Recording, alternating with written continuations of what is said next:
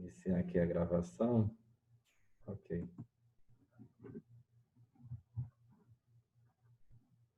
Cadê a minha página?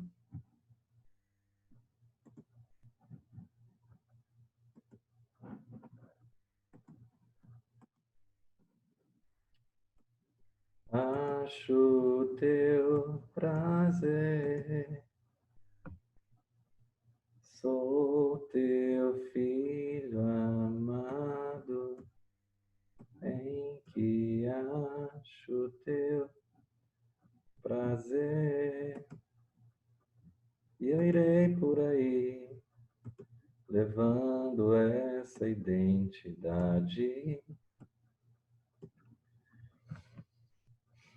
Amém, queridos. Glória a Deus. Glória a Deus.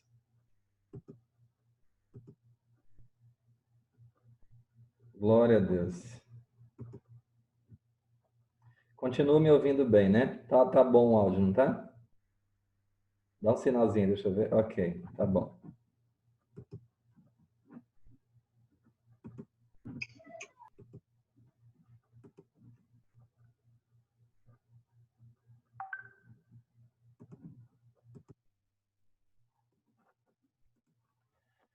Ok, querido. Então, boa noite.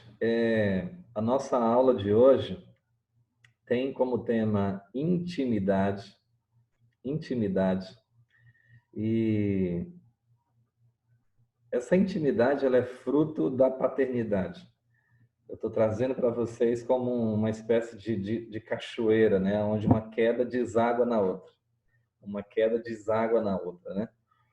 E nós começamos tudo com o anúncio do Evangelho do Reino de Deus. E quando a pessoa aceita Jesus para perdão dos pecados, ela é recondicionada a um lugar de filha, de filho espiritual. E quando ela assume esse lugar de filha, né, ela ganha um pai, obviamente. O nome desse pai é Adonai, é o Eterno, é o nosso Abá, nossa fonte, Abba, nosso nascedouro. Nós falamos muito sobre isso, né, na semana passada. E a consequência natural dessa existência com paternidade com o pai é a intimidade. A intimidade é a primeira consequência natural da paternidade. E aí eu começo esses slides, hoje são poucos slides, e eu começo esses slides mostrando essa imagem. E assim, às vezes você pode olhar e dizer, o que tem a ver essas imagens? Essas imagens, o que tem a ver essas imagens? Observe bem a elegância desses pássaros, né? A doçura, a leveza, a, a forma tão carinhosa, tão minuciosa, tão detalhista, tão bela, tão artística, né? É tanto o pássaro como as frutinhas, né? Deus criou os pássaros e criou também o habitat para eles, né? O fundamento deles, que é o firmamento. Deus criou o firmamento para eles, o céu. E eu quero te mostrar, para a gente poder iniciar a intimidade, o meu objetivo mostrando essas fotos é para quebrar logo de cara um tabu na nossa mente, no nosso coração. A maioria das pessoas, como elas se converteram em um ambiente de... Eu não sei você, mas a grande maioria de nós todos nos convertemos em um ambiente de dor, geralmente pego por um momento de dor, né? No nosso momento de dor, nós conhecemos a Jesus. Outros não, algumas exceções não, mas a maioria sim. E pelo menos eu posso dizer de mim, me converti, e quando me converti já fui jogado no trampo, né? Vamos dizer assim, no chamado. Deus quer salvar e de fato quer. Deus quer libertar os prisioneiros e de fato quer. Temos um mandato para fazer discípulos, isso de fato é verdade. Tudo isso é verdade. Tudo isso é profundamente verdadeiro. E às vezes a nossa mente, ela vai se condicionando, ela vai sendo formada nesse estereótipo de ambiente. Então, Deus está ligado à dor, a um processo de mudança, de transformação, de salvação, de resgate, de missão, de salvar o mundo. Depois Deus vai julgar tudo e a gente acaba fixando a imagem de Deus, a gente acaba fixando a ideia de Deus e a gente acaba fixando o próprio Deus a uma atmosfera de muito tensa às vezes, muito tensa, sabe? Você está na missão, você está no trabalho, você está pregando, você está curando e aquele ambiente é gostoso, a presença de Deus é indiscutível, né? É graciosa, traz paz, mas está sempre num ambiente ali de transformação, né? Depondo o diabo e destituindo o diabo, estabelecendo o reino de Deus. Você está sempre num ambiente ali de transformação. Parece uma guerra assim que você está sempre invadindo o território do inimigo, estabelecendo moradas e avançando, estabelecendo moradas e avançando. E a gente vive tantos anos nisso, né? É a salvação da família, a salvação dos irmãos, é a conversão dos amigos, é levar para o encontro, trazer, discipular. Essa vida, acaba que a nossa mente condiciona, ela fica tão estagnada nesse lugar de poder, de batalha, de tudo que eu já falei, que a gente acaba não percebendo, a gente simplesmente não percebe que Deus, que o nosso Pai, o nosso Abá, ele é um Deus também doce, ele é um Deus meigo, ele é carinhoso, ele é espontâneo. Nem sempre ele está pensando em salvação do mundo. Eita glória! Oh, Jesus, isso vai para o YouTube, pelo amor de Deus, me ajuda. Nem sempre ele está pensando só na restauração do mundo. Olha para esse pássaro, querido. Esse pássaro mostra a criatividade de Deus, a doçura de Deus, a leveza de Deus. Esse pássaro não está envolvido em nenhum propósito de salvação. Ele não é um missionário, ele não é um pastor, ele não é um profeta. Mas olha a beleza com que ele foi criado. Olha a ternura com que ele foi criado. Olha a riqueza com que ele foi criado. Olha, a vida dessa bênção aí é usufruir da doçura das flores. Sabe? Nem sempre Deus está, ou Deus não está só. Não, Deus não está somente engajado na conquista da terra. Pelo contrário, Deus também é um Deus de leveza, de carinho, de doçura, de simplesmente usufruir, de simplesmente estar, de simplesmente viver, de simplesmente existir, de simplesmente estar alguém só por estar com alguém. Olha, eu estou te mostrando esses pássaros. Olha a beleza desse animal, querido. Olha que coisa fantástica. Preste atenção.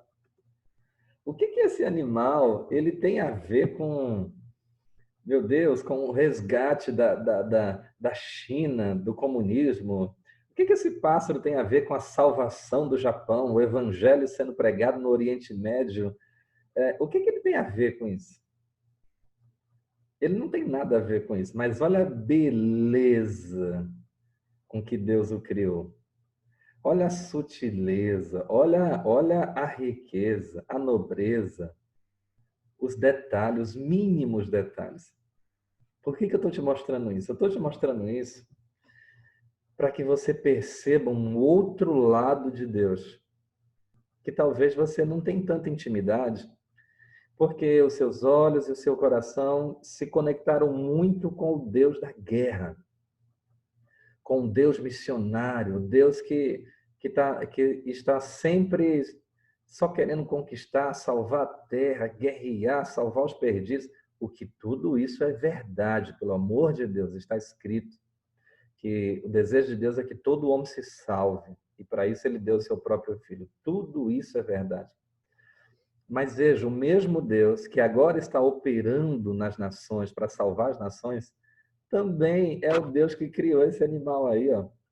Essa beleza, essa doçura, essa lindeza, que não está nem aí se tem nações sendo salvas ou julgadas. Quando você lê o livro de Jó, capítulo 38, eu acho, você vai ver que Deus ele gosta de se apresentar pela sua criação. Na verdade, o apóstolo Paulo até diz assim que, ainda que não tivesse nenhum pregador, a própria natureza, a criação de Deus é a pregação de Deus. A criação de Deus é a própria pregação de Deus. A criação de Deus fala de quem Deus é, fala de como Deus é, fala de como Deus, das faces de Deus, da doçura de Deus, da força de Deus. Você vai ver lá em Jó, eu acho que é 38, 39, não me lembro ao certo. Você vai ver Deus se revelando para Jó através dos animais que ele criou. E aí Deus apresenta uns animais fortes, né? O rinoceronte, o leviatã. E aí Deus também se mostra através de animais leves, como pássaros, como animais sábios. Perceba, querido, existe um lado da face de Deus que talvez você não está se conectando com ela. Um lado espontâneo, um lado criativo, um lado existencial, sabe? Eu não estou aqui só para fazer alguma coisa em você e através de você, não. Eu estou aqui só para estar com você. Eu estou aqui só para te admirar, porque eu te amo. Eu estou aqui com você só porque eu quis estar aqui com você. Você consegue perceber isso? Olha esses pássaros, querido. Preste atenção nisso. Olha que elegância. Isso é uma lindeza demais. Isso é um trem fenomenal. Olha isso. Parece um desenho, né? Parece uma montagem de computador. Parece até um pássaro robô, né? São coisas lindas de Deus. São coisas que Deus criou. Então, por que eu mostrei tudo isso para vocês?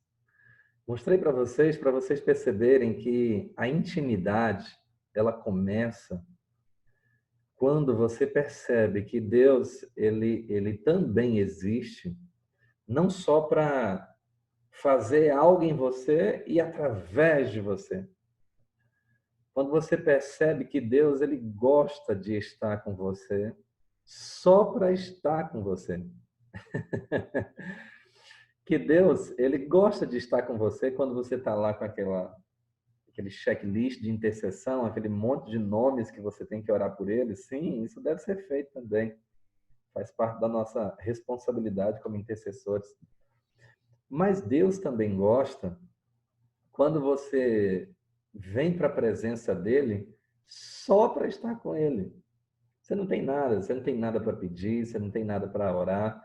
É só para estar lá, só para ficar com ele. Isso tem a ver com paternidade. Isso tem a ver com filhos.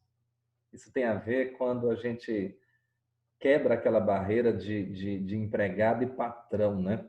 As pessoas que veem Deus como um patrão, então elas são oficiantes, né? Elas são oficiantes. Elas chegam diante de Deus, presta relatório do seu trabalho, recebe uma nova missão e sai da presença e vai fazer a sua tarefa e depois volta para Deus, intercede, jejua e depois volta de novo. Eles são trabalhadores, oficiantes. Mas o filho não. O filho, além de estar com o pai, no serviço do pai, ele tem intimidade com o pai. Ele chega na presença do pai só para estar com o pai. Eu quero dar um testemunho, vou começar dando um testemunho. Eu me lembro uma vez, eu estava deitado numa rede, o Benjamin era mais novo, né? E O Benjamin chegou e disse, pai, eu quero deitar com o senhor. Eu disse, vem, meu amor, deita. E ele deitou no meu colo. E aí ele ficou assim, ó, passando a mão no meu braço, me alisando, passando a mão no meu braço. E naquele momento Deus ministrou o meu coração. Deus falou assim, ó, tá vendo? É isso que um filho faz. O filho, ele cumpre todas as outras partes também, de obediência, de respeito, de temor do pai. Ele cumpre tudo isso. Mas ele também tem um lugar de intimidade que ele desfruta junto a mim. Ele vem para a minha presença só para estar comigo, ele vem só para me alisar, ele vem só para dar e receber carinho. Ele vem só para ficar um pouco comigo. Você entende isso? Vamos lá. Deixa eu passar aqui. Ok. De coração para coração. Você se lembra quando... Hebreus 10:5. Vamos abrir, vamos ler esse texto? Vamos ler junto. Hebreus, no capítulo 10, no versículo 5. Eu gosto muito desse texto. Esse texto, um texto que me ministrou muito sobre paternidade, sobre o nosso lugar como filhos. Eu amo esse texto. Eu amo muito esse texto. Hebreus, no capítulo 10, no versículo 5, por gentileza. Diz assim, Hebreus capítulo 10, versículo 5, diz assim: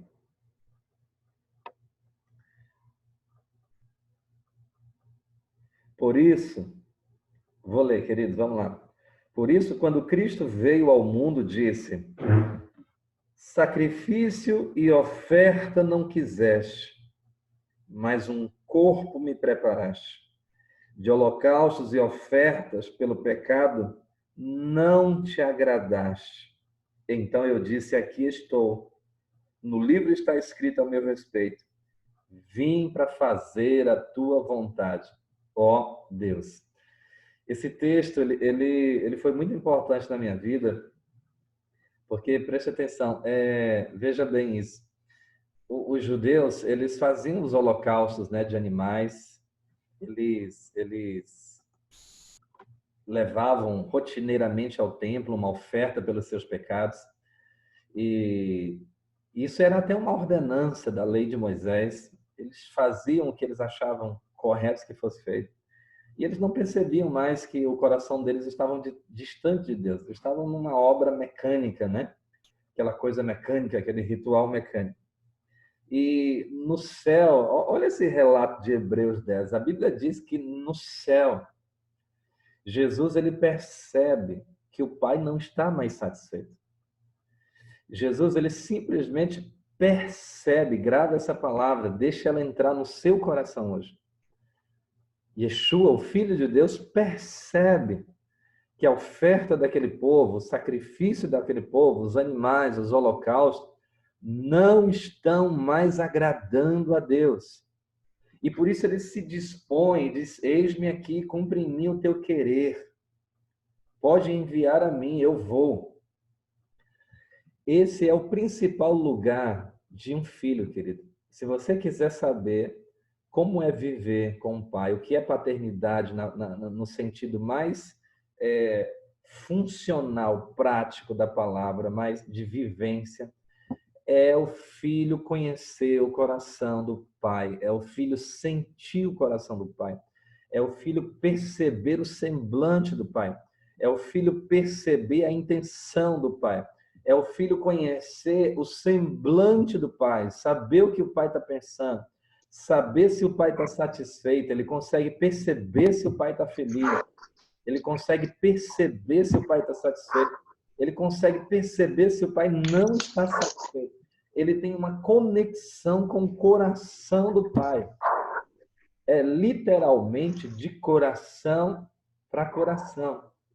O pai, ele tem muito prazer, querido. Olha, ele tem muito prazer em compartilhar o coração dele com o nosso coração. O pai, ele permite, assim, numa linguagem mais naturalista, o pai, ele permite que o nosso coração comece a bater na frequência do dele. O nosso coração é alinhado a bater na frequência do pai. E nós começamos a perceber o coração do pai. Olha, a coisa que eu mais usufruo nessa paternidade é de perceber o coração do pai. É incrível, é incrível. Eu chego no ambiente, quando eu chego no ambiente, às vezes começa o louvor, eu sei se o pai está satisfeito, eu sei se o pai não está satisfeito. Eu consigo perceber isso rapidamente, eu não sei se você consegue. Eu consigo perceber isso rapidamente.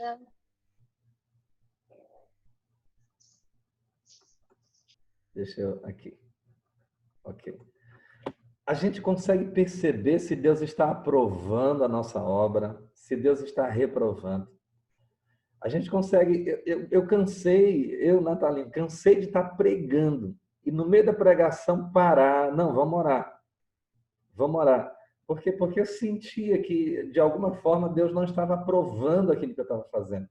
Você começa a perceber se Deus está satisfeito ou se Deus não está satisfeito. Se o pai está satisfeito ou se o pai não está satisfeito. Você começa a perceber o que o pai sente pelos outros. Você literalmente estabelece uma conexão com o coração do pai. Quando o pai chora, você chora. Quando o pai se alegra, você se alegra. Quando o pai tem compaixão, você tem compaixão. Quando o pai se ira, você se ira. Meu Deus do céu, quantas vezes eu já me conectei com a ira de Deus e quem é da igreja sabe, às vezes você tem que expor aquela ira, é terrível, mas não tem jeito, porque a gente se conecta com o coração de Deus. A gente percebe o coração de Deus. Se tem uma herança que um filho tem, é de conhecer o coração do seu pai. Todo filho tem uma herança, conhecer o coração do seu pai. Então, querido, a paternidade, ela cumpre aquele primeiro momento de restauração do nosso espírito, alma e corpo, como eu falei na semana passada, nos empodera, nos reposiciona, e ela também abre a porta para a intimidade. Nós literalmente nos conectamos com o coração do Pai. Literalmente de coração para coração. Em João 4:24, Jesus diz para a samaritana, né? A samaritana fica ali agora. Vocês judeus dizem que nós temos que adorar o Pai lá no templo e os nossos pais dizem que é aqui nesse monte. Jesus diz, mulher, a hora chegou em que os verdadeiros adoradores adorarão ao Pai em espírito e em verdade, ou seja, de todo o coração. Eles vão adorar conectado com o coração do Pai, de todo o coração. Eles vão entender o coração do Pai. E isso, querido, restaura algo original que foi perdido lá no Éden. Em Jeremias 31, no versículo 31 até o 33, Deus diz assim, olha, nos últimos dias eu farei uma nova aliança com a casa de Israel. Eu porei a minha lei na mente deles, eu porei a minha lei no coração deles.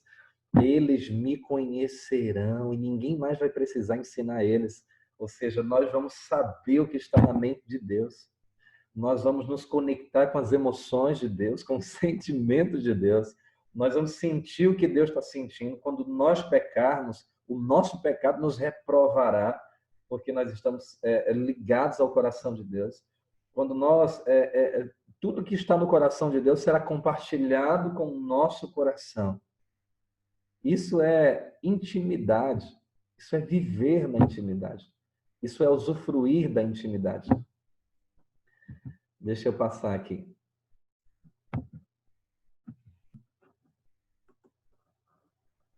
Vamos lá. Em Mateus 6, no capítulo 6, no versículo... Mateus capítulo 6, no versículo 25, está escrito assim, deixa eu ler para vocês. Portanto, eu lhes digo, não se preocupem com a sua própria vida, quanto ao que comer ou beber, nem com seu próprio corpo, quanto ao que vestir. Não é a vida mais importante que a comida e o corpo mais importante que a roupa? Observem as aves do céu, não semeiam, nem colhem, nem armazenam em celeiros, contudo o Pai Celestial, o Pai Celestial, as alimenta. Não tem vocês muito mais valor do que elas? Quem de vocês, por mais que se preocupe, pode acrescentar uma hora que seja à sua vida? Por que vocês se preocupam com roupas? Vejam como crescem os lírios do campo. Eles não trabalham nem tecem. Contudo, eu lhes digo, nem Salomão, em todo o seu esplendor, vestiu-se como um deles. Se Deus veste assim a erva do campo, que hoje existe e amanhã é lançada no fogo, não vestirá muito mais a vocês, homens de pequena fé. Portanto, não se preocupem dizendo que vamos comer, ou que vamos beber, ou que vamos vestir. Agora, observe isso aqui. Veja isso aqui. Pois os pagãos é que correm atrás dessas coisas. Vou repetir. Pois os pagãos é que correm atrás dessas coisas. Mas o Pai Celestial sabe que vocês precisam delas. Os pagãos é que oram por todas essas coisas. Mas o vosso Pai Celestial sabe que você precisa de todas elas. Queridos, veja bem, olha o que ele diz. Ele diz que esse modelo de oração, baseado nas minhas necessidades, comer, beber, segurança, vestir, preocupações da vida, Jesus diz que isso é coisa de pagão. Jesus diz que isso é coisa de pagão, de idólatra. Não é coisa de quem conhece o Pai. O Pai. Olha, vou dizer para vocês, se tirar a oração pelo alimento, se tirar a oração pela roupa, pelo transporte, pela casa, se tirar a oração pelo que é a vez de beber, de vestir, aonde é a vez de morar, se tirar a oração pela segurança, se tirar a oração pelas preocupações da vida, talvez não sobra nada da tua oração.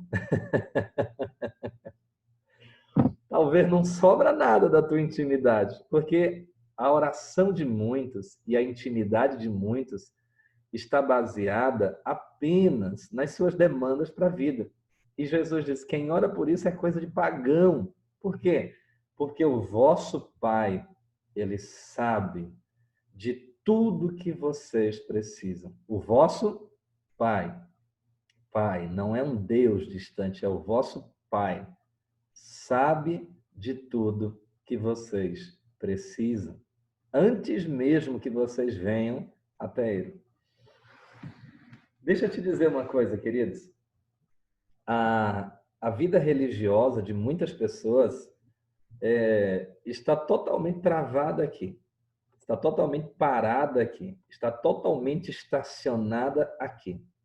As suas necessidades, as suas preocupações, as suas doenças, as suas demandas, os seus medos, as suas fobias, os seus traumas.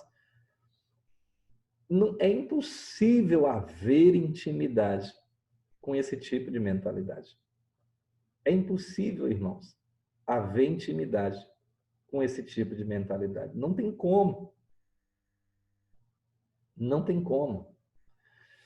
Eu estou vendo aqui muitos pais de família, né, que sustentam a sua casa. E algumas mulheres também, que eu sei que sustentam a sua casa. Vou fazer uma pergunta para vocês.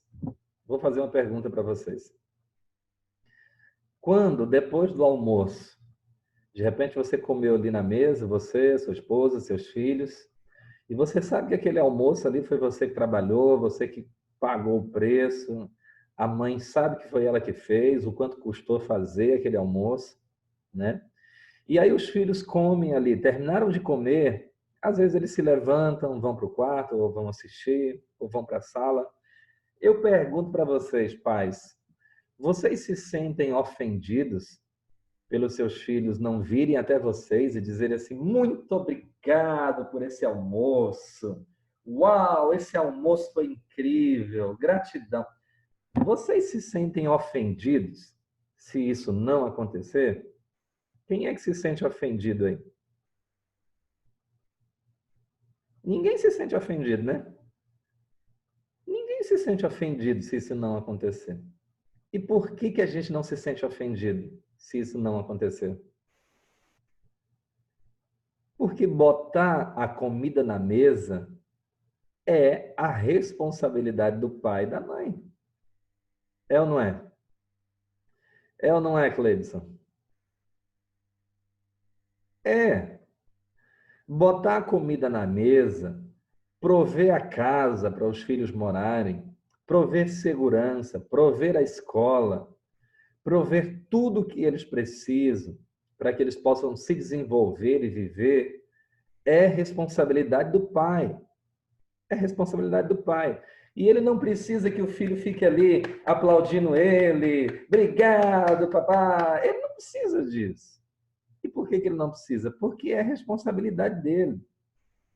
E digo mais, ele vai até ficar ofendido se o filho procurar ele e dizer assim: ó, pai, amanhã meio-dia, eu preciso comer, pai. Ó, amanhã eu preciso comer, pai. Então, assim, dá um jeito aí. Corre atrás da comida. Se o filho disser isso para o pai, pelo menos eu como pai, vou me sentir ofendido. Se o meu filho vier dizer, olha, você tem que pagar a luz, senão vai cortar a energia, se ele vier com uma conversa dessa, é capaz de eu dar uns estabefe nele. Eu dou uns estabefe nele. Eu quebro o pau com ele. Tu se enxerga, rapaz, tu tá vestindo... tirou a fralda esses dias, tá querendo me dar lição de moral, me dizer o que eu tenho que fazer, e eu dou uns tapas nele. Ora, bolas, o meu filho vai vir me questionar sobre as minhas responsabilidades? De forma alguma, eu não aceito. Eu me sinto afrontado. Você entende como é, às vezes, a sua oração diante de Deus? E você quer que Deus fique satisfeito com essa oração que você faz. Não tem como, querido. Não tem como, me desculpa. A sua oração, na maioria do tempo, é afronta para Deus. É afronta. Você não precisa ficar lembrando Deus do que você precisa. Você não precisa. Não precisa ficar lembrando Deus que você tem parcela da casa, parcela do carro, parcela disso. Você não precisa ficar lembrando a Deus que você tem filhos para criar. Essas coisas ofendem a Deus. Por isso que Jesus disse, as pessoas que fazem isso, elas têm mentalidade pagã. Eles são pagãos. Eles ofendem. Por quê? Porque eles não sabem que Deus é o seu pai. Os pagãos, eles fazem isso porque eles não têm um pai, eles têm um Deus. E esse Deus deles precisa, sim, de uma troca de favores, né? Eu te sirvo em obediência para você poder... eu faço aqui os meus sacrifícios para você poder me dar chuva, poder me dar essas coisas. Jesus diz, não, vocês não têm um Deus, vocês têm um pai. E esse pai não precisa sequer de que vocês lembrem ele das responsabilidades dele, porque ele é o vosso pai. E ele sabe de tudo que vocês precisam. Então, eu nunca me senti ofendido até hoje, queridos, pelos meus filhos comerem e não ir lá me dar um abraço depois, obrigado por essa comida. Você sabe uma coisa que me toca, uma coisa que me mexe? Hoje mesmo aconteceu isso. Benjamin veio, me procurou, veio aqui na cama onde eu estava, me deu um abraço. Disse, pai, eu vim para ficar um pouquinho com o senhor, posso? Pode. Eu posso ficar te abraçado no senhor? Eu digo, pode. E ele ficou abraçado em mim, alisando minha barriga. Isso chama a atenção do pai. É isso que Deus quer, querido. Deus não quer que a gente se aproxime dele com um checklist de coisas, de pedidos. como se Deus precisasse ser lembrado do que a gente está precisando. Ai, ai, ai, se você esquecer uma coisa, Deus não vai lembrar dessa coisa. Não é isso. Deus quer que você entre no seu quarto, que você bote aquela música e diga para ele assim: eu estou aqui, pai. Estou aqui. Vazio, vazio. Tem uma música, aquele menino aquele menino é doido varrido, o Alessandro Vilas-Boas. Aquele menino é um menino que tem muita intimidade com Deus.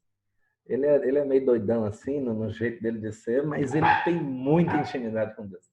E ele compôs uma música muito doida. Ele diz assim: eu não trago nada para a mesa, eu não trago nada para a mesa, apenas uma fome, uma sede, uma fome, uma sede.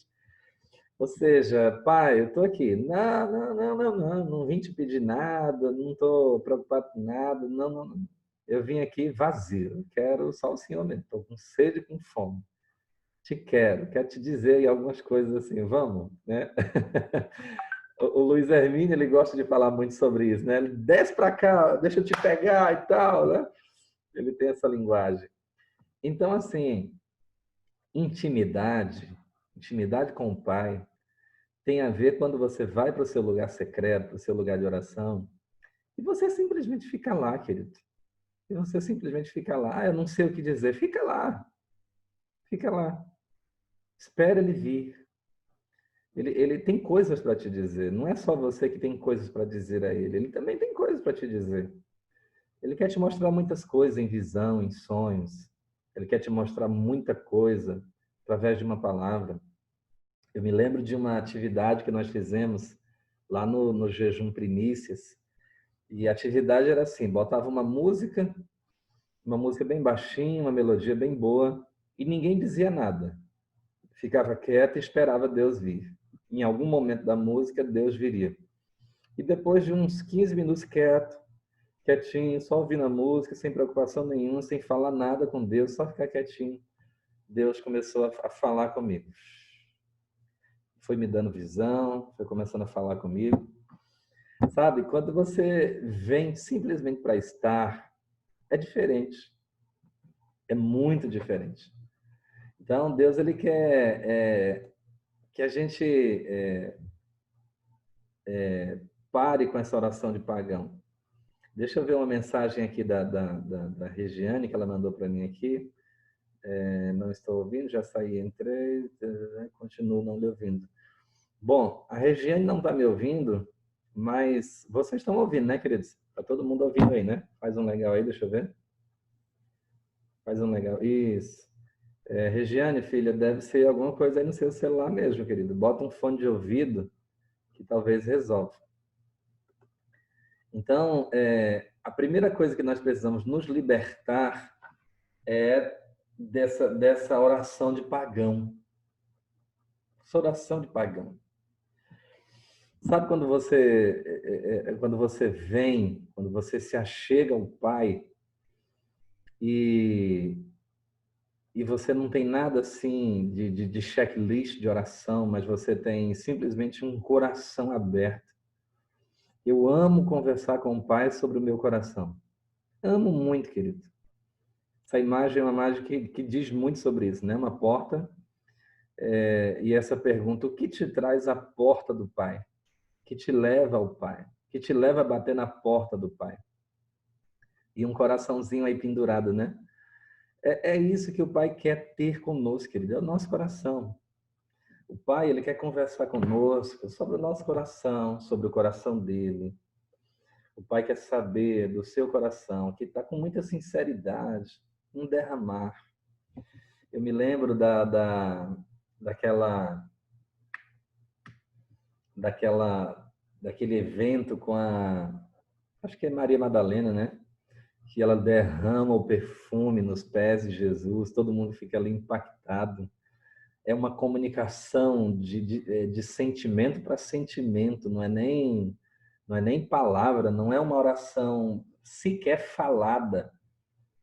Não é uma oração sequer falada, é uma oração de sentimento para sentimento. ela derramando os seus sentimentos nele e ele recebendo os sentimentos dela, uma conexão de sentimentos. Deus quer, querido, que quando você se aproxime dele, e, inclusive isso está escrito, né? Não me lembro mais o lugar agora, alguém pode pesquisar, mas está escrito assim: quando você se aproximar da presença de Deus, não se aproxime com muitas palavras, não seja apressado em falar alguma coisa. Então, às vezes, você vai ficar ali na presença de Deus só naquele gemido, né? Só do sentir. É uma comunicação de sentimento. Às vezes é de choro para choro. Às vezes é de choro para choro. É a alma se derramando na presença de Deus. É esse tipo de posicionamento diante de Deus que gera intimidade. Que gera intimidade. Essa coisa da cápsula de proteção, de eu não querer me mostrar fraco para Deus, de eu não querer expor, querido, isso é bobagem.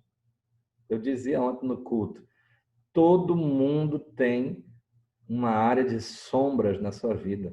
Todo mundo tem. Todo mundo tem uma área negra na sua vida. Aquela área que às vezes você não quer que ninguém veja, que ninguém saiba. Sentimentos que só você sente.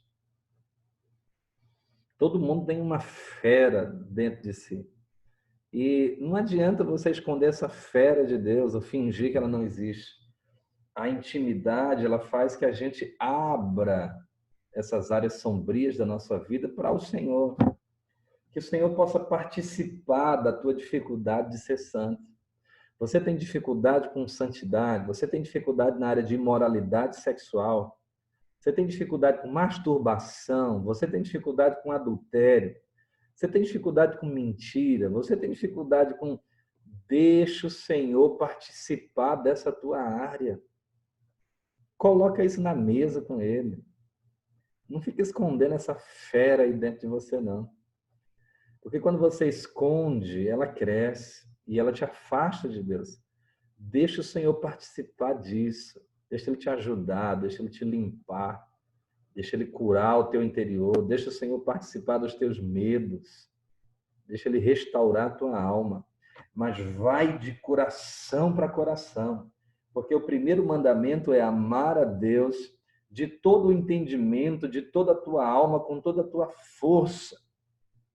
É de alma para alma, é de sentimento para sentimento, é de pensamento para pensamento, é de sentir para sentir. Então, é deixar Deus participar das áreas, de todas as áreas. Quando acontece alguma coisa boa na sua vida, você vai lá para o altar dar testemunho, vai ou não vai? Então, dá testemunho para Deus também das áreas negativas. Deixa Deus participar. Deixa Ele abrir a porta das áreas escuras, desse cômodo da tua alma, e deixa Ele te curar, e deixa Ele te limpar. Não fique com medo dele te reprovar. Não é isso que vai acontecer. Ele não vai te reprovar. Deixa eu passar aqui, para a gente chegar aqui no próximo slide. Uma oração de agradecimento, né? De gratidão. Você sabe que na neurociência, a gratidão é a segunda maior energia que existe, mais poderosa que existe. É a gratidão.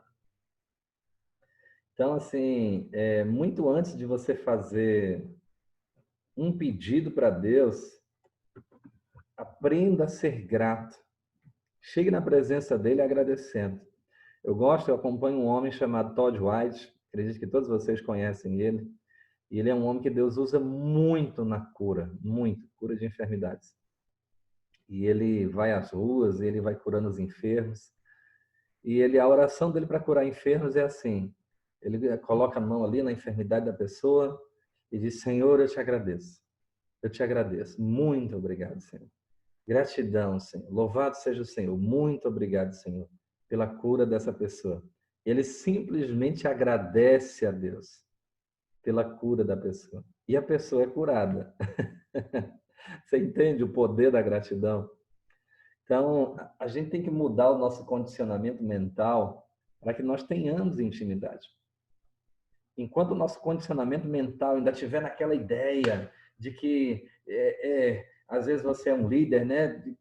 Eu preciso interceder pelo fulano, pela beltrana, e a nossa célula vai multiplicar e tal, e aquela coisa, enquanto a sua cabeça ainda tiver somente, tá? Somente, porque não está errado quem faz isso, mas se ela tiver ainda somente nessa condição espiritual, somente nessa parte de quem Deus é, o Deus que vai salvar a terra, se ela tiver somente aí, você só vai conhecer o Deus da guerra.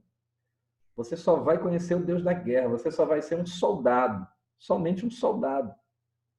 Um soldado que está na missão, que está cumprindo ordens, que vai lá diante do general, presta relatório do seu trabalho, faz confissão dos seus erros, pede ajuda para ser transformado e volta para a guerra de novo e tal. Você precisa entender que Deus não é só isso. Deus não é só isso. Deus também é o criador das águas, das cachoeiras, das belezas. Deus também é o criador da borboleta. Deus é o criador da beija-flor. Deus é o criador dos pássaros. Deus também é um Deus que gosta da leveza, da serenidade. Deus gosta do silêncio. Deus gosta de estar só por estar. Deus gosta de usufruir só por usufruir. Deus é o Deus das frutas, do sabor das frutas. Deus é um Deus que gosta de fazer as coisas só para a nossa delícia, só para o nosso desfrute, só para o nosso prazer. Deus, ele gosta de estar conosco só por estar. Vou te dizer uma coisa, preste atenção. Escute o que eu vou te dizer. Veja bem, ouça isso aí. Quando Jesus tiver voltado e ele tiver estabelecido o seu reino por 1000 anos, a Bíblia diz que esse sol, como você conhece, vai passar, essa lua, como você conhece, vai passar, esse universo será enrolado como um pergaminho e haverá novos céus e haverá nova terra. E a Bíblia diz que a própria presença de Deus vai estar conosco. E diz assim, e não haverá mais dor, não haverá mais choro, não haverá mais pranto, não haverá mais necessidade alguma. Tudo isso passou. Tudo isso que hoje, talvez, é a causa da tua intimidade com Deus, tudo isso não existirá mais. E o que vai existir? Apenas nós e Ele. Apenas a presença dEle em nós e nós nele. Está escrito, Ele habitará conosco para sempre. O que vai existir depois de tudo? Intimidade, só intimidade. Acabou. Não tem roupa, não tem necessidade, não tem nada. O que vai existir? Intimidade. Intimidade. Ele vai estar conosco. Então, observe, Deus está restaurando isso agora. Deus não está esperando para quando esse tempo chegar isso existir. Não. Lembra do que eu falei. A obra de Jesus, ela serve para nos restaurar uma condição original de existência. Quando Deus fez Adão no Éden, Deus fez um jardim para ele, colocou ele dentro, fez rios, fez frutas, fez pássaros, deu tudo para ele, olhou e disse, estou te dando tudo isso, você pode comer das frutas do jardim, você pode viver disso, está tudo aqui, eu estou te dando tudo, você não tem necessidade de nada. E todo dia Deus estava no jardim com ele, a atmosfera de céu estava lá com Adão. Você entende? Você entende que Deus está restaurando? Quando Jesus veio para nos salvar, o último Adão, ele veio para nos colocar de novo nessa condição. Qual condição? Não é uma condição de pedintes, é uma condição de filhos, de desfrutar de intimidade, de estar com o Pai só por estar. Só para sentir ele mesmo, é só para ficar ali mesmo, sentindo ele, estando nele. E aí depois sim, você vai sim orar, interceder, clamar pela célula, pela multiplicação, pela terra, por Araguaína, pelos necessidades. Sim, vai. Mas primeiro você vai estar ali com ele, desfrutando da presença. Você entende isso? Ninguém me interrompeu, ninguém tem pergunta, está todo mundo aí entendendo tudo, glória a Deus. Amém. Eu vou tocando aqui para frente. Novamente eu aviso, qualquer hora vocês podem liberar aí o microfone de vocês e pode me interromper para acrescentar, fazer perguntas, tá bom? Vamos lá. Olha isso aqui. Deixa eu levar isso aqui para cá. Ok. Olha que legal isso aqui. Lucas, no capítulo 15, no versículo 11. Tá, eu não vou nem ler para nós não perdermos tempo. Vamos ganhar tempo, senão o vídeo vai ficar muito longo. O que esse texto fala? Esse texto fala do filho pródigo. Então, o filho pródigo saiu de casa, gastou tudo que ele tinha. Quando ele perdeu tudo que ele tinha, se envolveu num lixo moral, desgaste, crise, deserto. E ele volta para casa. E ele ensaia um discurso. Como é que era o discurso dele? Quem é que sabe aí? Pai, pequei contra o céu e contra ti. Já não sou digno de ser chamado teu filho. Trata-me como a um dos teus empregados. Qual foi a resposta do pai? O que o pai disse? O que foi, dona Ivanildo? O que o pai disse? Nada. Nada. O pai não disse nada. As pessoas, querido, olha aqui para mim. Como diz minha mãe, olha aqui no bago dos meus olhos. No bago dos meus olhos. As pessoas pensam que para se comunicar com Deus tem que ter palavras. Não precisa de palavra. Não precisa de palavras, irmãos. E Deus não precisa de palavras para se comunicar conosco. Deus, ele é um espírito. A Bíblia diz que de longe ele destrincha o nosso coração, ele esquadrinha o nosso coração. Ele sabe o que nós estamos pensando. Ele já sabe o que nós vamos falar antes de falarmos. Então, o que você faz na oração? Você fica ali, querido. Você goza da presença dele, você desfruta da presença dele. Você chora, você se derrama, você tem gratidão. E se você quiser falar, você fala. Quer profetizar, profetiza. Quer gritar, grita. Quer só... Você entendeu? O cara ensaia um discurso. Deus só olha para ele, o pai só olha para ele, dá uma garra no pescoço dele, dá um cheiro. Você está entendendo? O cara vem com uma linguagem formal. Pai, pequei contra o céu e contra ti, já não sou digno. O pai deixa de ser besta, seu abestado. Vem cá, me dá um cheiro aqui. Agarra no pescoço dele. A Bíblia diz que ele agarrou no pescoço do filho, deu um beijo no filho. Chamou o empregado e disse assim, vá lá, pega a sandália, pega o anel, pega a capa, porque esse meu filho voltou. Esse meu filho, ele voltou. Então, o pai te vê como um filho. E como um filho, você tem um lugar na mesa. Você tem um lugar junto ao pai. E esse lugar ele não é roubado. Mateus, no capítulo 22, no versículo 9, aquela parábola do banquete, né, que representa os últimos dias. Eu falei isso também no culto. O pai ele prepara o seu banquete, ele prepara a sua mesa, ele prepara a sua festa, e no que ele prepara a sua festa, ele manda chamar os seus convidados, e o texto ali é bem profético, bem escatológico, né? Os convidados ali, os primeiros são Israel, é a nação de Israel. E a Bíblia diz que os convidados não dão atenção ao convite, eles estão ocupados com muitas coisas, com a fazenda, com os negócios, com o campo, e eles não vêm para o banquete que o pai fez. E o pai diz assim, então vá aos becos, que é eu e você, né? As nações da terra. Vá aos quatro cantos da terra, vá aos becos da terra. Vá aos becos, às ruas, aos inúteis, aos imprestáveis, àqueles que não merecem. Vai, traga todos eles. E eles vão entrar nessa festa e eles vão vir lavados pelo sangue de Jesus, a veste apropriada. E diga a eles que eles podem se assentar na mesa.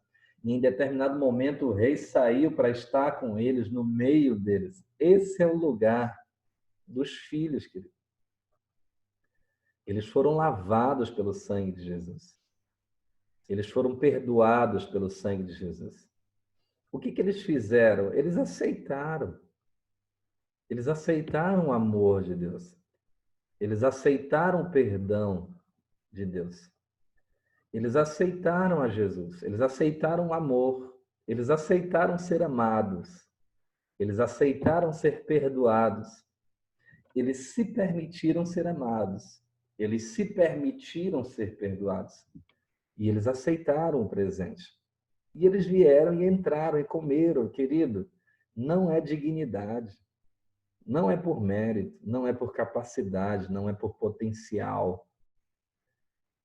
É graça, é aceitar o presente. E aceitando o presente, entrar na casa e comer na mesa. Comer na mesa como um filho. Sabe? Nesses tempos de pastor, eu tenho um discípulo, e esse discípulo ele veio do mundo muito de lixo. Mas é incrível como ele entendeu a graça, como ele entendeu esse perdão. E ele, havia muitos antes dele, né? Que já servia a Deus, mas estavam ali na casa de Deus como trabalhadores, como servos, né?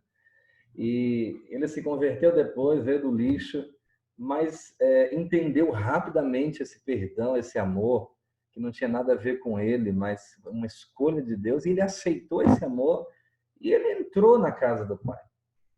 E ele come da mesa. É um menino que tem tanta intimidade com Deus, assim, tanta graça, tanta leveza. Ele chora de falar do Pai. A presença de Deus se manifesta fortemente através da vida dele. E você vê outras pessoas que estão ali há anos tentando comprar esse favor de Deus, essa paternidade de Deus através do seu serviço. Elas estão sempre no mérito. A forma de elas raciocinarem é meritocracia. É sempre no mérito. Eu preciso fazer algo muito relevante para Deus poder me aceitar. Essas pessoas não conseguem usufruir de intimidade. Elas não conseguem usufruir de intimidade. Elas não conseguem, quando erram, simplesmente se perdoar. Elas não conseguem. Quando elas erram, meu irmão, é uma labuta. Porque se culpa e vira um trem, e aquela luta com Deus, porque errou, porque falhou, porque não merece. O outro não, ele erra, ele vem para a presença de Deus e se derrama na presença de Deus. Ele aceita logo o amor de Deus, o perdão de Deus, ele já chora logo diante de Deus, ele já se levanta, já se agarra com Deus, já começa um cheiro, um chamego com Deus. É diferente, é muito diferente. O nome disso é intimidade, querido. E a intimidade é um presente da paternidade. É um direito da paternidade. Todo filho tem o direito de comer na mesa do pai, de ter intimidade com o pai, de ter relacionamento com o pai, de ser amado pelo pai. Olha, deixa eu te dizer uma coisa. O Salmo 128 diz assim, que nós como filhos, você pode ler lá o Salmo 128, que o lugar dos filhos é crescendo ao redor da mesa do pai. Ao redor da mesa do pai. O pai adora ver os filhos comendo ao redor da sua mesa, crescendo ao redor da sua mesa. É um lugar com o pai. O pai não está tão preocupado em ser louvado pelo pão, pelo alimento, pela provisão. Essas coisas não impressionam a Deus. O pai, ele quer receber de nós a nossa espontaneidade. O pai, ele quer receber de nós o nosso espontâneo, o nosso amor espontâneo. O nosso amor que existe, que gosta de estar com ele, só para estar com ele. Tem uma música da Ludmilla Feller, da Ludmilla Feber, que fala sobre isso, né? Que fala bastante sobre isso. Oh, Jesus da glória, eu ia falar um negócio aqui e chegou uma mensagem aqui para mim, eu acabei esquecendo. Então, veja bem, 3 coisas existem que a gente usufrui e que fomenta essa intimidade com Deus. A primeira delas é a oração. E a oração, eu já te falei como é que ela deve fluir. Ela deve fluir na espontaneidade. Em algum momento, ela pode ter ali, sim, um checklist de oração. Você quer orar por alguém, e esse alguém você não quer esquecer, então você anotou ali o nome dela, a causa dela, quer orar pela cidade, pelo país, quer orar pela sua célula, pela igreja, quer orar por mim, pelo pastor. Então, você pode sim ter um checklist ali de coisas anotadas que você está orando por ela. Pode, deve, tá bom? Não tem problema nenhum. Mas a oração, ela deve fomentar o espontâneo, a naturalidade, o estar ali só para estar ali, o sentir Deus, o principalmente sentir Deus. Então, a primeira coisa é a oração, que gera intimidade. A segunda coisa, com tudo que eu já falei para vocês, é a palavra. É a palavra de Deus. Está escrito que a palavra de Deus, ela é espírito e vida. Ela vivifica, ela é vivificante. A palavra de Deus, ela é espírito, ela é vida. Então, querido, deixa eu dizer para vocês como é que eu leio Bíblia. Às vezes vocês, por me ver pregando o que eu prego, acha que eu sou um mega leitor da Bíblia. Uau, nada. Não, vou ser sincero, ser bem sincero com vocês. Não sou aquele cara que lê a Bíblia toda, várias vezes por ano. Não, não, não, não, não. Até gostaria, viu? Mas não sou, não consigo. Porque eu valorizo muito o sentir. Eu valorizo muito o experimentar da presença. Então, quando você vê Jesus ali com a samaritana no poço de Jacó, e você vê Jesus conversando com a samaritana no poço de Jacó, e você vê que Jesus desviou a rota dele, indo para a Judéia, só para encontrar aquela samaritana no poço de Jacó. Aí, quando eu chego nessas coisas, irmão, eu não dou conta de passar direto. Eu não dou conta. Eu não dou conta de seguir para o próximo capítulo. Eu fico ali e falo, gente, ei, Jesus, tu é lindo demais. Jesus, tu sempre nos... é assim, tu sempre nos encontra. Tu vem atrás de nós. Tu vem ao nosso encontro. Tu nos acha no nosso bagaço. No momento que a gente está mais arrebentado, tu nos acha. No momento que a gente está destruído, tu nos acha. E o Senhor desvia a sua rota para nos achar. O Senhor vem ao nosso encontro, nos ama, nos levanta. Aí eu choro. Então, assim, a palavra de Deus, ela não é para ser lida de maneira histórica. Ah, eu estou lendo só para ter informação. A palavra de Deus, ela é para ser experimentada.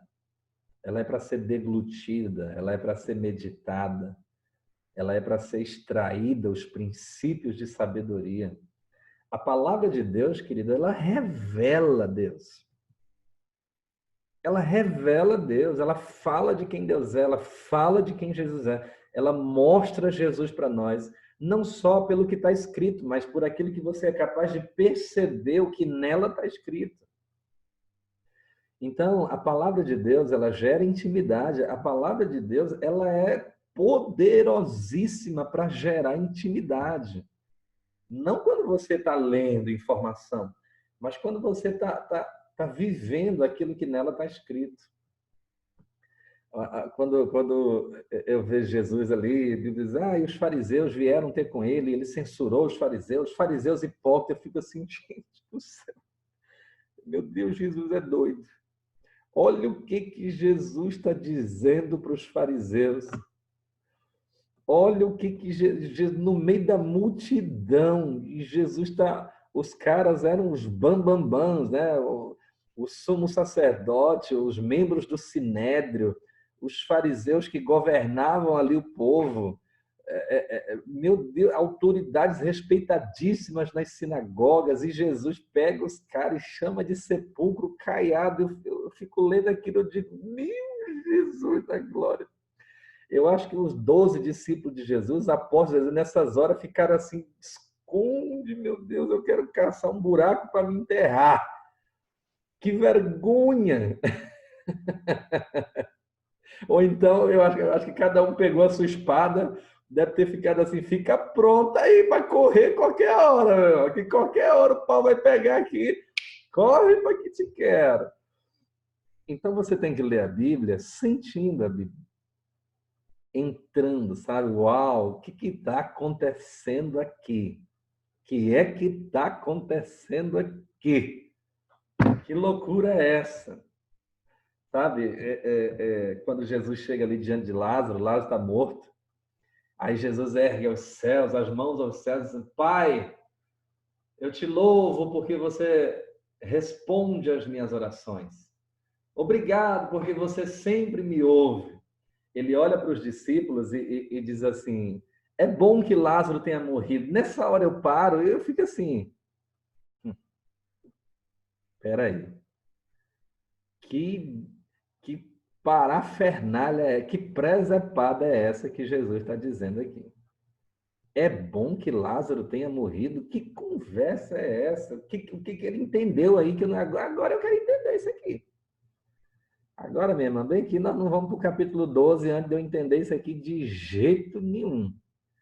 Por que é, Jesus? Fala aí para mim. Por que é que foi bom que Lázaro morreu? Eu quero entender, eu quero ver com os teus olhos, com a tua mente, eu quero sentir o que tu sentiu. Então, a palavra de Deus, ela gera intimidade. Ela foi feita para gerar vida dentro de nós, gerar intimidade com o Espírito do Pai. Ela nos mostra o Pai, ela mostra o poder do Pai. Ela precisa nos impactar por dentro. Ela precisa deixar a gente apaixonadão pelo Espírito Santo, pelo Espírito do Pai. O Espírito Santo nada mais é do que o Espírito do Pai. Ele é o próprio Deus. É o Espírito Santo de Deus. Não é um terceiro elemento diferente do Pai, não. Ele é o próprio Pai. Ele está dentro de nós. É o Espírito Santo de Deus. Ele clama dentro de nós. Abba, Pai. E a terceira coisa que eu acho imprescindível para se desenvolver intimidade é a comunhão. E no livro de Efésios, não me lembro mais o capítulo nem o versículo, mas diz assim, olha, quando vocês se juntarem, um traga salmos, outro traga canções, outro traz profecias. Sabe, esse ambiente, ele aumenta a nossa intimidade. Esse ambiente de relacionamento com homens de Deus, com mulheres de Deus, homens e mulheres que estão ligados a Deus. A comunhão, ela é poderosa, poderosíssima para gerar intimidade com Deus. Muitos foram desatados por causa da comunhão, do ambiente de comunhão. Então, querido, eu quero encerrar esse estudo dessa noite dizendo isso para vocês. Tá bom? Nós vamos já ter um tempo aberto. Eu quero que algumas pessoas participem. Mas intimidade é fruto exatamente disso. Quando você consegue perceber que além do Deus que quer salvar o mundo e que vai te usar para isso e que quer te transformar, existe também um Deus sereno, relacional, carinhoso. Você já viu aqueles pássaros, aqueles vídeos de passarinho aí nesses documentários? Um passarinho fazendo carinho no outro, irmãos.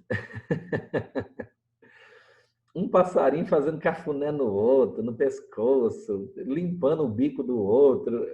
Eu fico olhando aquela coisa, você sabe de uma coisa? Quem fez aquele passarinho foi Deus, não foi outra pessoa, não, foi Deus. E aquele passarinho, ele carrega a imagem de Deus. Sabe o que isso significa? Deus é tão carinhoso quanto aqueles passarinhos. É impossível que uma coisa criada seja maior do que o Criador, é impossível. Porque a coisa criada nasceu do Criador. A coisa criada, tudo que a coisa criada tem, o Criador tem. Porque foi o Criador quem deu para a coisa criada. Quando você olha para um macaco, quando você olha para um macaco, macaco é bicho saliente, né? É bicho caçador de conversa, é Deus. Querido, Deus é alegre. Deus é extrovertido. Deus, ele é interessante. O Pai, ele é interessante. Pai é agradável. Ele também é brincalhão. Você precisa entender que intimidade é o outro lado do mundo que talvez você não conhecia. É esse lado. Saber que Deus, ele é assim. Ele gosta do carinho, ele gosta da leveza. Ele gosta do nosso coração derramado. Eu sei que muitas vezes Deus dá risada de nós em oração. Não tenho dúvida. Deus dá risada das nossas orações, do nosso coração derramado.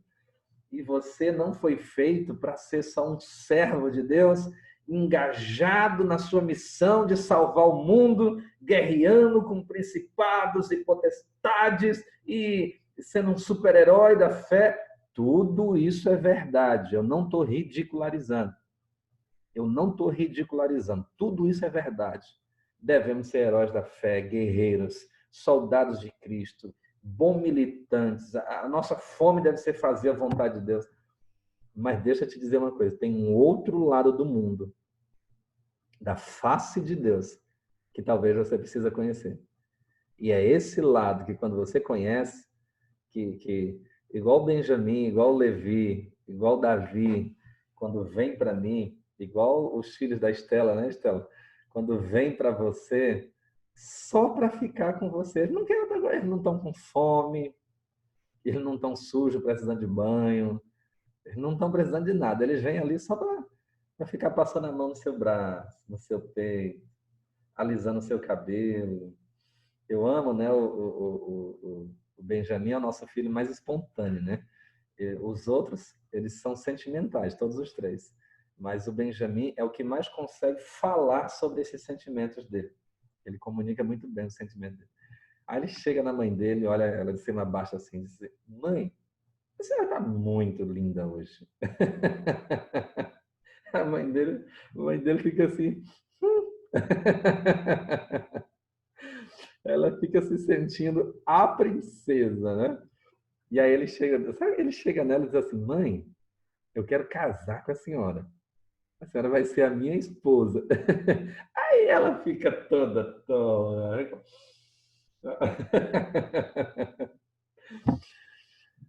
É isso que é intimidade. Deus nos fez, sabe? Deus fez os pássaros, Deus é carinhoso. Deus fez os animais, Deus fez o cachorro é carinhoso. Deus ele é forte como um leão, homem de autoridade como um leão é. Mas Deus também é sereno como a beija-flor. Deus também é amoroso como o seu cachorrinho quando você chega. Ele gosta de ficar com você. Deus é tão carinhoso como um gatinho. Ele gosta do toque, da presença, do sentir, de um sentir o outro. Deus ele tem emoções. Deus ele fica irado. Deus ele tem amor. Deus ele tem paz. Deus ele também é emocional, ele tem emoções. Se nós temos emoção é porque Deus tem emoção. Amém? E quando você percebe isso, sua vida de oração muda. Você deixa de ser um pagão, porque você entendeu que seu Deus não é só o seu Deus, ele é o seu Pai. Ele é o seu Pai. Ele não é só o provedor, ele é o seu Pai. E como filho, você entra na mesa, Efésios 2:19, somos membros da família de Deus. Amém, queridos? Glória a Deus. Eu oro para que essa palavra te desperte, te provoque, te constranja, te cure e te leve para esse lugar de intimidade com Deus. Amém?